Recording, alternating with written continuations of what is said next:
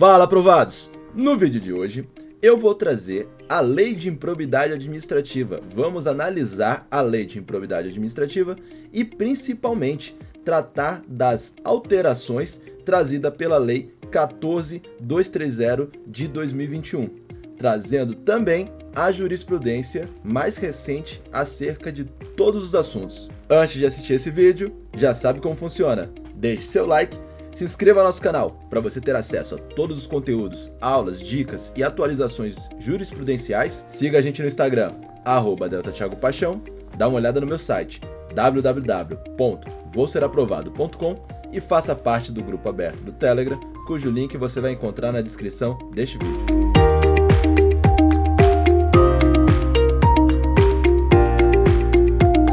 Antes de entrarmos na lei, vamos falar sobre o conceito de improbidade administrativa. A Constituição, ao tratar sobre o tema, no artigo 37, parágrafo 4º, diz assim: os atos de improbidade administrativa importarão a suspensão dos direitos políticos, a perda da função pública, a indisponibilidade dos bens e o ressarcimento ao erário, na forma e gradação prevista em lei, sem prejuízo da ação penal cabível. Alguns doutrinadores ligam o conceito de improbidade administrativa ao conceito de moralidade administrativa, sendo uma quebra na moralidade. O que dá para tirar do texto constitucional é que o ato de improbidade administrativa está ligado à função administrativa, ao exercício desta função, logo, diretamente ligado ao regramento da administração pública, a forma de exercício desta função administrativa em prol da administração pública. No parágrafo 1º da Lei 8429, nós temos assim: consideram-se atos de improbidade administrativa as condutas dolosas tipificadas nos artigos 9º, 10º e 11 desta lei, ressalvados tipos previstos em leis especiais. Essa foi uma grande mudança legislativa, porque a lei anterior permitia que, em alguns casos de improbidade administrativa, em alguns tipos de condutas, pudesse também ser punida na modalidade culposa. A lei nova tirou totalmente a culpa. Só são punidas, só são considerados os atos de improbidade administrativa aquelas condutas dolosas. E a própria lei, no parágrafo 2º, traz o conceito de dolo.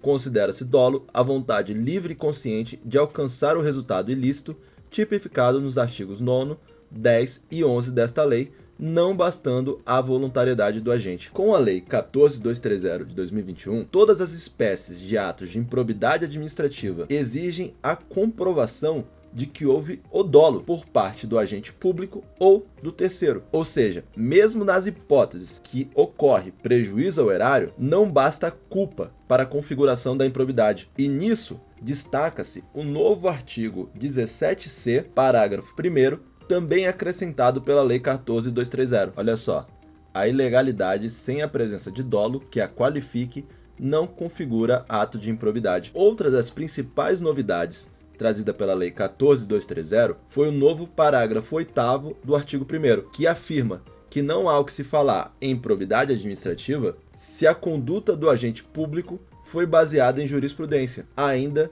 que posteriormente não tenha sido prevalecida. Essa jurisprudência não tenha sido a jurisprudência prevalecida nos tribunais, que trouxe a ideia de divergência interpretativa. Olha só, não configura improbidade a ação ou omissão decorrente de divergência interpretativa da lei, baseada em jurisprudência, ainda que não pacificada, mesmo que não venha a ser posteriormente prevalecente nas decisões dos órgãos de controle ou dos tribunais do Poder Judiciário. Para você ter ideia do que é a pena da improbidade administrativa, qual é a natureza jurídica das sanções da lei de improbidade, a gente tem que entender que se trata de uma sanção de natureza cível. Em outras palavras, é uma ação civil e não penal. Assim, o ato de improbidade não é crime, mas são sanções graves.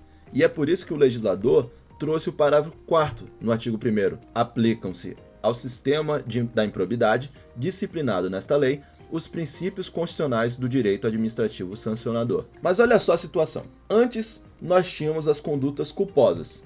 Depois da Lei 14.230, agora só se admite improbidade administrativa nas condutas dolosas. E essa mudança é plenamente válida. O legislador ele pode mudar, porque a própria Constituição Federal, lá no artigo 37, parágrafo 4º da Constituição, diz que a lei vai estabelecer a forma e gradação prevista em lei. Então é permitido ao legislador acrescentar formas de punição, acrescentar condutas ou suprimir. Só que qual é o problema? Antes nós tínhamos duas modalidades, dolosas e culposas. Agora é apenas dolosa. Então houve um benefício aos agentes públicos. Mas muitos desses agentes públicos, em regra políticos, foram prejudicados com a lei antiga, porque foram punidos na modalidade culposa e tiveram seus direitos políticos suspensos, como bem determina a lei. E aí vieram com a seguinte tese: imagine você que era prefeito, foi punido com base na lei de improbidade administrativa por uma conduta culposa. Veio a lei nova e ela excluiu a forma culposa nos atos de improbidade administrativa. Só que você já sofreu a pena e está com seus direitos políticos suspensos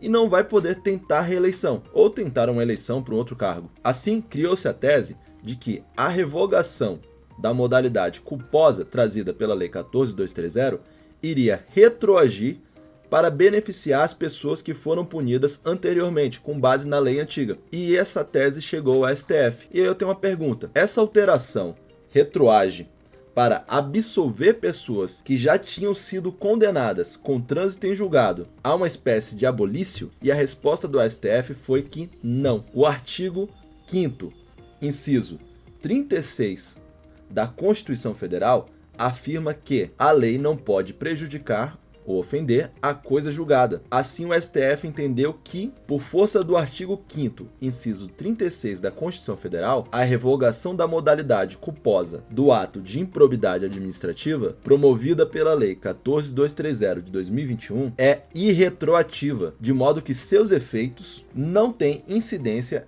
em relação à eficácia da coisa julgada, nem durante o processo de execução das penas e suas aplicações. Mas aí você pergunta de novo: mas nesse caso, a gente não poderia retroagir no mesmo âmbito do direito penal, aquela retroatividade para a lei penal mais benéfica? E a resposta também é não. O princípio da retroatividade da lei penal mais benéfica encontra-se previsto no artigo 5º, inciso 40 da Constituição Federal. A lei penal não retroagirá salvo para beneficiar o réu. Esse princípio é para a lei penal e não tem nada a ver com a improbidade administrativa, por ausência de expressa previsão legal. Lembre-se que as sanções da lei de improbidade administrativa são sanções de natureza cível, e se fosse aplicado, enfraqueceria o direito administrativo sancionador. A regra do artigo 5º, inciso 40 da Constituição, vale em relação à liberdade e não à punição por atos de improbidade administrativa. No âmbito da lei de improbidade administrativa, vigora o princípio do tempus regit actum, a regra de retroatividade das leis, para não atingir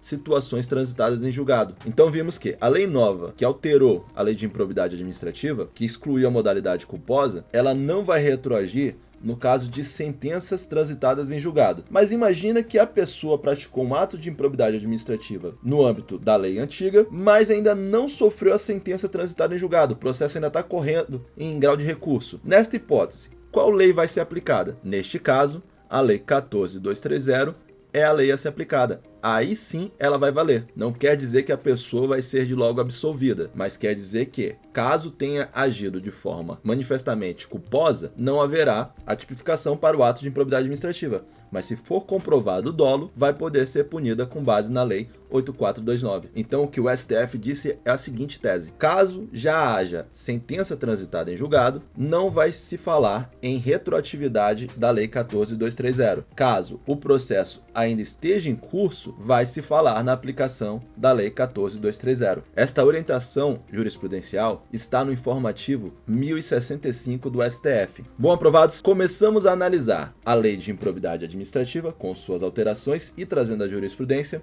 Nos próximos vídeos vamos trazer bem mais ainda sobre a Lei de Improbidade Administrativa, então fique ligado e se você gostou do nosso vídeo, deixe seu like, se inscreva no nosso canal para você não perder nenhum capítulo sobre a Lei de Improbidade Administrativa, siga a gente no Instagram, @deltatiagopaixão, dá uma olhada no meu site, www.voseraprovado.com e faça parte do grupo aberto do Telegram.